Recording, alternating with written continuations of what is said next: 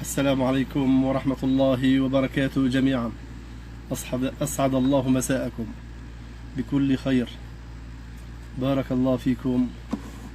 الليلة احتمال كبير أن تكون ليلة القدر إن شاء الله، ليلة 27 من رمضان، وبقي على انتهائها عدة ساعات، فأحببت أن أذكر نفسي وأذكركم بما يتيسر حتى لا نضيع الوقت. هذه الليلة ثوابها وفضلها كبير جدا. ليلة القدر خير من 1000 شهر، خير من 83 سنة وزيادة. فرصة قد لا تعوض. يوم أمس سمعنا أحد أقاربنا توفاه الله، وقبله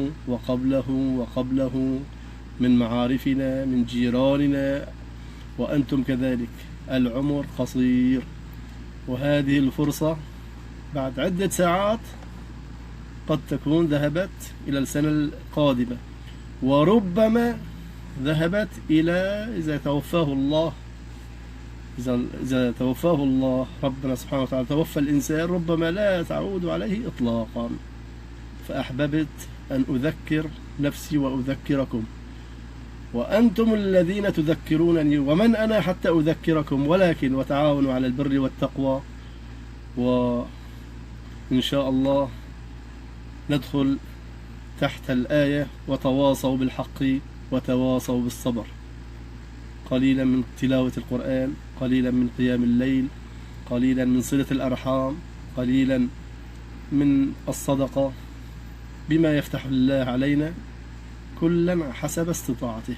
هذه فرصة قد لا تعود. نسأل الله أن تعود علينا وعليكم بالخير واليمن والبركات والفوز بليلة القدر. والله إنها ليلة، يا رب اجعلنا ممن فاز بها. اللهم اجعلنا ممن فاز بها نحن وأنتم وجميع المسلمين. إنها ليلة القدر، تأملوها.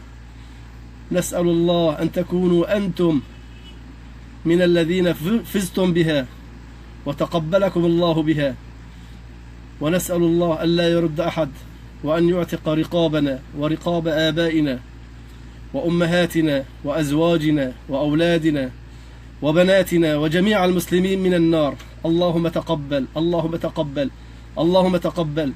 وأوصيكم بأن تكثروا اللهم إنك عفو تحب العفو فاعف عنا. اللهم إنك عفو كريم تحب العفو فاعف عنا. اللهم إنك عفو تحب العفو فاعف عنا، واعف عن المسلمين أجمعين، ولا تنسونا من الدعاء. وصلى الله وسلم وبارك على نبينا محمد، والسلام عليكم ورحمة الله وبركاته.